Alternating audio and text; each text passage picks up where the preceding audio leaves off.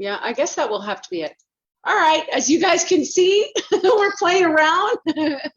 One of these days, I'm just going to get on here and it is going to just go so seamless and flawless and welcome everybody. I'm Romelia, and this right here is my beautiful friend, Tina. Hello, everybody.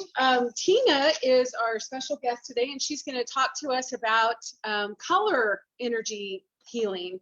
FYI, I just had a session when I first got here, and it was very relaxing. It was very calming. My brain stopped, going in circles. It always does that. It goes in circles, but this one just was really calming. So thank you for that little treat. It was very wonderful. Anytime. Yeah. So share with us who you are, what you do, your area of genius. My area of genius, I love it. Well, thank you, Romelia, for having me. I so appreciate it. I just love Romelia.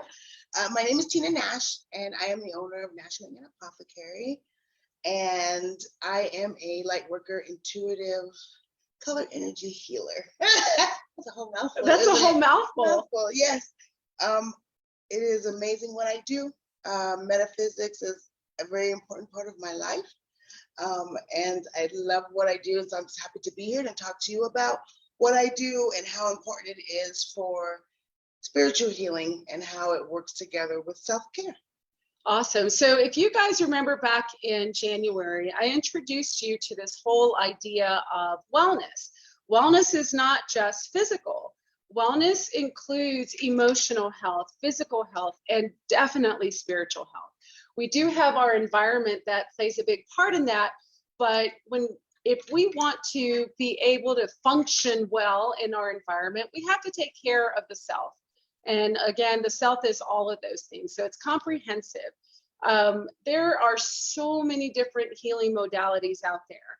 We have access to so much information, so many types of therapies, and combining those with essential oils just increases the power of it. And definitely need to look at how we can, choose what works for you, choose what you feel comfortable doing. And choose others to help you with that healing. It shouldn't be a solo journey. It's not going to stick. It's not going to be effective. Healing really does involve the self and others around you. So make sure that you reach out to your community, to our community here, if there's any area in your healing process that you need support with. And I hope that you can look at this healing modality here as something that can really benefit you, and to really just open you up to the possibilities of how we can take care of ourselves. All right, and with that, I'm going to ask Tina to share a little bit more, walk us through what this actually looks like, and then we'll get you in touch with her so that if this is something that you feel you want to experience or you want to incorporate into your own healing journey, that you have a way to get a hold of this beautiful being and let her become part of your healing journey too. I'm very excited. Thank you. So we always have to start with a disclosure, everybody. I'm not a physician, so please, like Romelia said, if it resonates with you, work with it, get a support system, but always consult your healthcare physicians. But spiritual healing, I feel is very natural.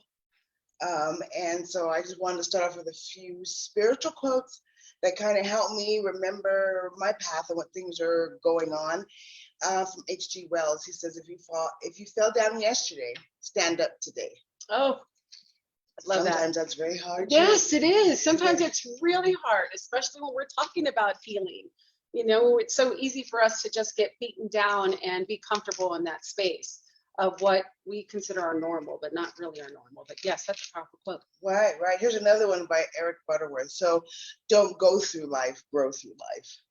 That's huge too, because if you just keep repeating the same thing over and over and you're not learning and you're not growing from that, then you're kind of just wasting your time, and you need to find the benefit of why we're here, right?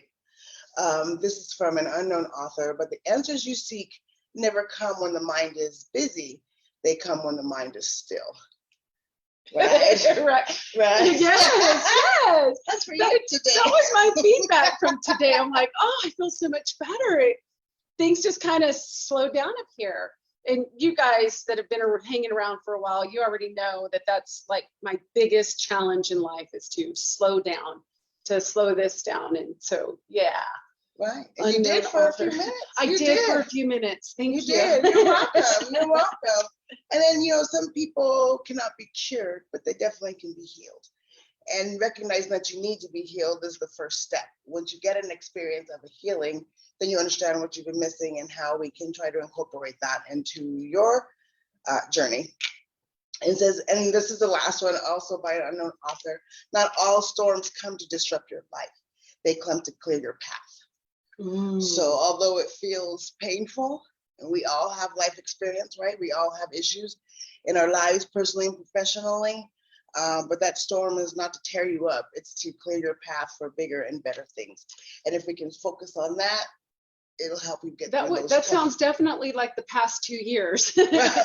I think we've all been weathering that storm. So that's really relevant to what's going on right now. Right. So thank you for letting me share those. So what is spiritual healing? So spiritual healing is a journey. And it releases toxins and that weakens your soul. That's what we're talking about. Your spirituality is your soul, but it's also the physical, the emotional, the mental, all that is rolled up into there as well. And you need to have it helps you have intellectual expansion. It helps you have spiritual growth, and but it also spiritual healing requires you to dig deep, and it's going to release some things. Good things and bad things, but situational pains, depression, illness, fear. So you have to dig deep when you take this journey. So a little bit about what I do. My modality, again, is color energy intuitive healing. I'm still evolving. I believe each and every time I have the opportunity to work on a client. And even today, I feel like I was doing something new when I worked with Romelia. That is unfolding all the time. I don't believe that anybody is an expert in anything. I believe we all just have to learn every day. We're always learning. If you stop learning, then you stop growing. Absolutely. Most definitely. So when you work with me, you come in, you lay on my table or sit in a chair, depending on what facility I'm at. And I do use aromatherapy and essential oils and sage and cedar and sandalwood, things of that nature.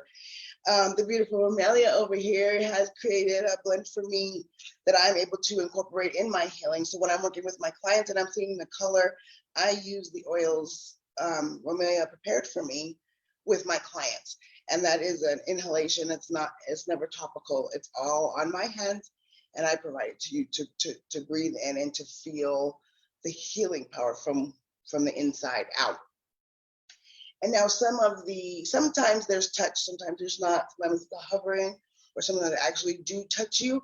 It just depends on what my team is calling me to do. I do a scan of your body, and my team is communicating with your team and letting my team know where we need to work on you.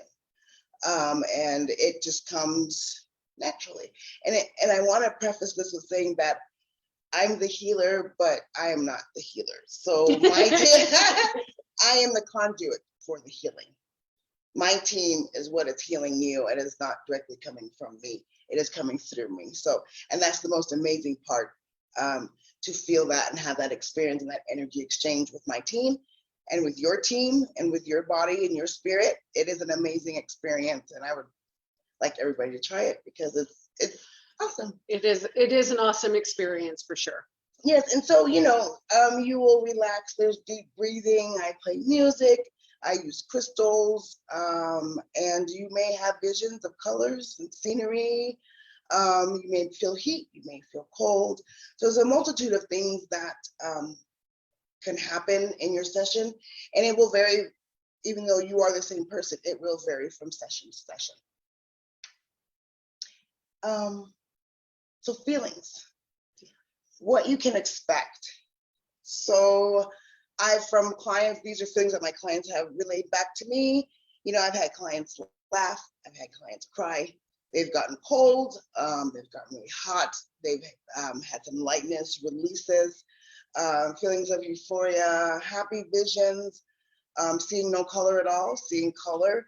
You feel maybe a little tired, but you're calm, maybe a little dehydrated. So it's a multitude of feelings that you may have depending on what you specifically are trying to release.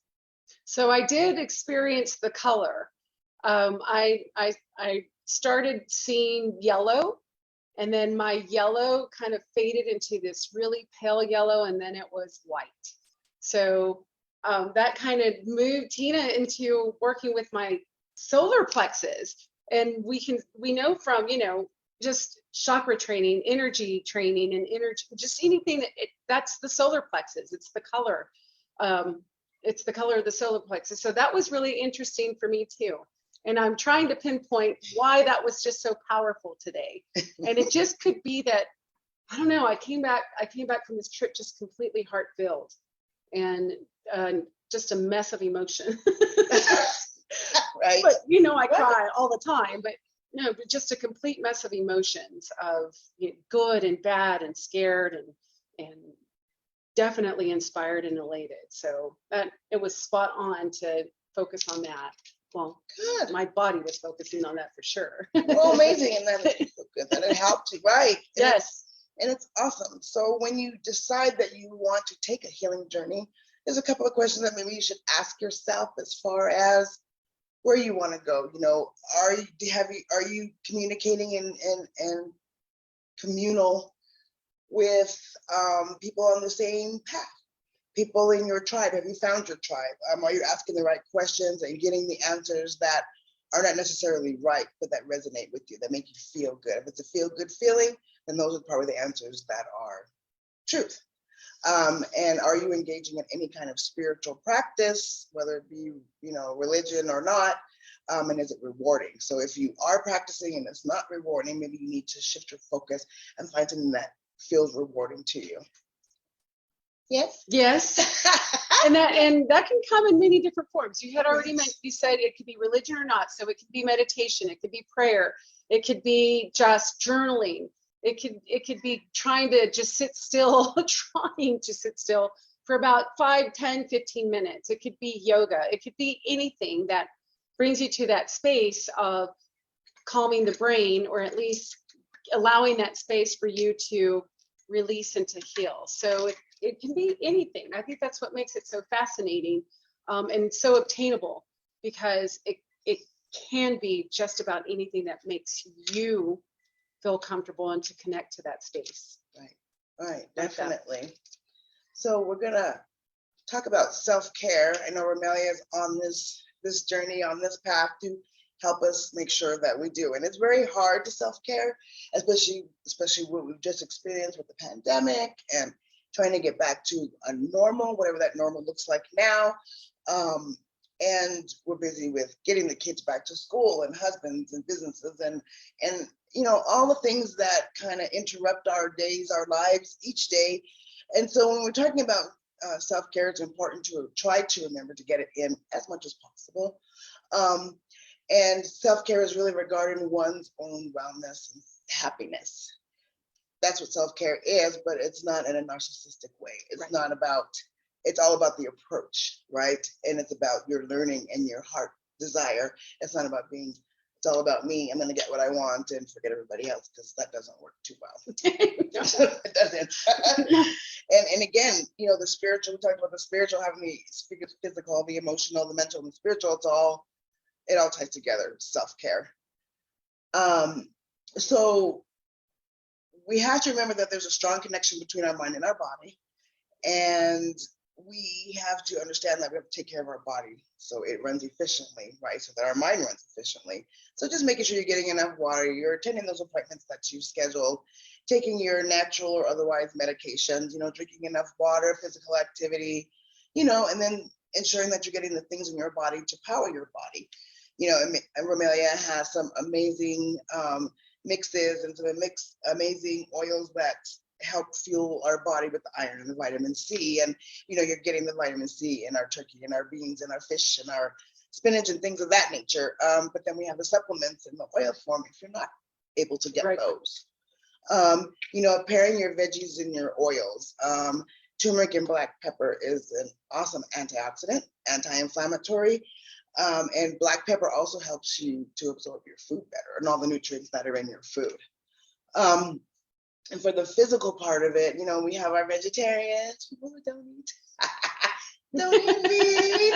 So you have to get your protein somewhere. So then it comes to your rice and your beans and your peanut butter and your whole wheat and your hummus. And the tofu, right? And the salad and things of that nature. There are things, if you're not a meat eater, that you can find the proteins and the amino acids and things that you need for your health. So you need to ask yourself, are you getting enough sleep? Are you getting enough physical activity? Are you taking your medications or supplements as you're supposed to? And are you eating the right foods and drinking enough water to fuel your body? And that's how you know if you are on a good physical path on your journey. So now we're going to kind of jump to the social part of it, of the self-care. And socialization, I know for me, was huge. That was the hardest thing for me to accept during the pandemic, was having that social interaction. And yes, we were talking on the phone, and yeah, we were jumping on the Zooms, but having that physical interaction is way better for your soul, I think. And I know I struggled with that. So making sure those personal connections, now that we're able to get back out there, that we're having those interactions and we're getting out and we're supporting everybody, because it is essential, I think, to well-being. Absolutely. So something that, if you guys remember seeing that meme that kept popping up on social media of go check on your extroverted friends. Mm-hmm. We are not okay. No, we were not okay, because that's huge. Socialization and touch. I think touch is really, really important to you, because I touch is healing for me, and that is one of my love languages is touch. I need to hug. I need to touch you when I talk to you, or those kind of things. It's just the way that I communicate and the way that I share and express myself.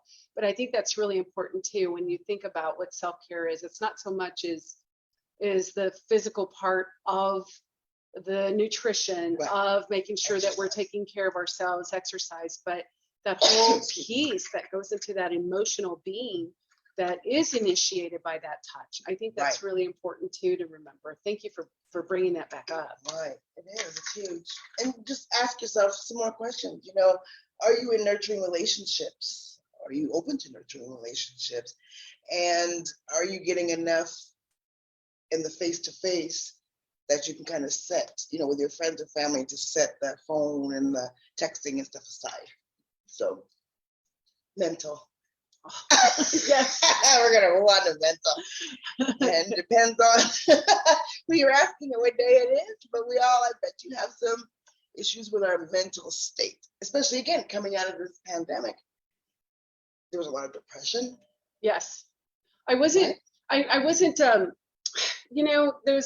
was a talk that I went to when I was out of town, and one of the doctors got up there and started talking about the number of young people that they are seeing in their office who are really struggling to re-engage, but also with depression, and how many of them had depression. I guess you just take your happy-go-lucky kids for granted some days, that you don't even realize what's going on in other families. But that was the big chunk of people that he saw were young people. So yeah, mental health is huge, and we have to definitely find a way to help people and navigate them through that darkness that's still lingering. Right, and help them reach out to them. Absolutely. Let them know that you're there for them whenever they need it. And when we're talking about mental, what fills our minds floods our thoughts, and it oppresses upon us psychologically and also physically, our well-being. So what are we doing to keep our minds fueled? What are we doing to keep our minds sharp? Crossword puzzles, speaking on or reading up on topics of interest, just heightening that would help heighten your mental self-care, and having those inner conversations, checking in with yourself. If I'm feeling this, is it myself that I'm feeling, or is it so-and-so's that I'm picking up from, or, touching base with yourself just to know where you are, being positive, being compassionate. It's amazing when you just give somebody a smile, a hi. It could change somebody's day and you don't even realize what you're doing. So just having compassion for other people, being polite, being kind, but just making sure that you're keeping in contact with your inner self. I like to listen to music. It just depends on my mood. Yep. Whatever my intention, whatever I'm trying to go for that day, or if I'm cleaning, I have dance cardio music on, so I'm running around the house and I'm cleaning. Right. If I'm lifting weights, then I'm listening to heavy metal. So, yeah. That's what I listen to. Right, whatever. So music does shape our mood. Absolutely. If we're down and sad, we probably shouldn't be listening to love songs because it's gonna probably keep you in that mood, right? So you have to be in contact with your body, right? Yeah. If you're angry and you're upset, you might not want to listen to heavy metal music because that might encourage your anger and your so you have to check in with yourself and make sure you know what's going on with you, right? And again, give a hug, get a hug, give somebody a good day, declutter, Ooh, that's a big one. and allow yourself to. This is important, to vent, but constructively. If it's nasty and it's you can be constructive about your venting, but you don't want to dump on your person that you're venting on either. Dump all that ugliness on them. So just be mindful of that. Mood swings to help your brain. Magnesium. I bet you can confirm some of these. Zinc, all the B vitamins, of course, and C and iron are probably good to help mood balance your brain. And we also have some great mood balancing essential oils too. You can reach for serenity when you're feeling really overwhelmed, balance when you need to feel grounded, cheer when you need some uplifting, motivate when you need some get up and go juice. I mean, there's just so many ways that you can support your emotional health with oils, and that's really what I love about them. That's awesome. That's a good list too. Right? The list can go on forever. Right. And so just to have a better mood, control your stress, make sure you're sleeping. That's huge. We don't get enough sleep. Yeah. Try to keep a regular schedule. When you do something for 30 days, is that what the saying is? It becomes a habit. And avoiding caffeine if you're down and stuff. You don't want to be drinking drugs, taking drugs, drinking, or consuming caffeine, right? And just write down your thoughts. Journaling is huge. I haven't been able to get into that, but I understand that a lot of people, it really helps a lot of people to journal and just ask yourself, are you doing the things to keep you mentally healthy? Yes. Because that's important. If you lose your mind, you have nothing, because that's really all that keeps us together is our brain, right? And, the emotional stuff, just emotional, the mental, do something that gets your emotions good. Find a ritual that helps you deal with your emotions, whether it's calling a friend or journaling or something. Find activities to recharge and to refuel your body, and just connect with people that are on the same pattern, same path, same wavelength as you, where you have the commonalities to help you, right, to get through. We all have hard moments. We're all spiritual beings living in an earthly plane. So we feel all the emotions. We get the hard moments, and we need to make sure that we're not putting our self-care on the back burner, because if we don't take care of ourselves, we can't take care of anybody else around you, especially if you have families and things of that nature. So never give up on yourself. Just take care of yourself. Be kind to yourself and love yourself, and be kind to others, because when you're kind to others, the kindness comes back to you too. Absolutely. So just have a routine. Just have a routine of wellness. And I love Romelia, and I thank you for having me. And I love what I do. And if you have any questions, please feel free to reach out to Romelia. She'll put us in contact. Absolutely, I sure will. So I just want to highlight something. So Tina touched on almost all the levels of our wellness pyramid. Starting with the foundation of nutrition. I think that's something that we tend to forget, that we have to have a good solid foundation in nutrition, because everything just escalates from there. And she talked about stress and sleep, which is another layer of our wellness, and emotional health and our mental health. So, you know, whatever way you choose to tackle what's going on in your life, know that there's so many different ways to do that. There's community of people that can help you with your support. There are tangible things that we can do. You know, choose, we were just talking about food. Choose the yogurt instead of the donut. Yeah, that's really going to affect your mood later. Right. You won't be so angry later. But you know, just different ways that that you can approach this wellness pyramid. And I think that's what's so really wonderful. What doTERRA does is they just put that pyramid together, that whole plan of how we can really tap into all the pieces of our health. And just a last note about self-care. I just recently saw this picture of, you know, I guess maybe because I was traveling, and then you see all these travel things that come up. But you know, when you're flying, they tell you to put your oxygen mask on first.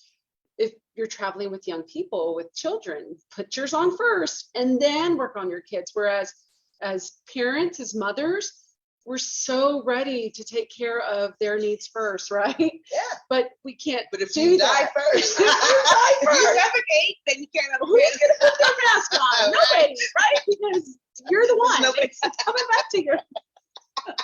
Right. I know. It's important. Self-care is important. Something that I've learned to do for myself is I have to put it on my calendar. I have to schedule something physical, tangible that I'm going to get out of my house and do once a month, at least once a month. I can commit to that once a month. And it's challenging, you know, it's challenging, but I look to my friends and my family to hold me, to you guys to hold me accountable to that, so that I can come back and say, hey, guess what I did today for self-care? You know, some of those things. But I will definitely post information on how to get Tina at your service. And thank you so much for walking us through this and for introducing a different way of taking care of our bodies. It's just in our mental health and our spiritual health, all of it. Just a different way of caring for ourselves. Right. Thank you very much. Alternatives. Always. There's always alternatives. Right. Always. Find what works for you. If it feels good, then you know it's good for you. If it doesn't feel good, then it's not for you. It's not. And if you're doubting what you're doing, it's just probably listen. Probably something that you need to listen and rethink. Right. All right.